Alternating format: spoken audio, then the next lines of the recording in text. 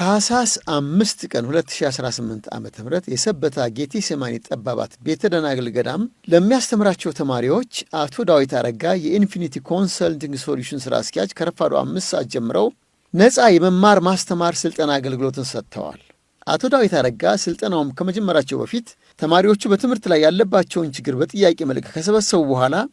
ለእያንዳንዱ ጥያቄ ተገቢው መልስ ከእድሜያቸው አንጻር መልሰውላቸዋል። በስልጠናው ወቅት የስኬት አዕማድን ለይተው በማሳየት ተማሪዎች ራሳቸውን ለስርዓት ተገዥ አድርገው ሁሉንም የስኬት አዕማድ ከተገበሯቸው የመረጡት የስኬት ደረጃ ላይ ከመድረስ የሚያግዳቸው እንደሌለ ያሳዩአቸው ሲሆን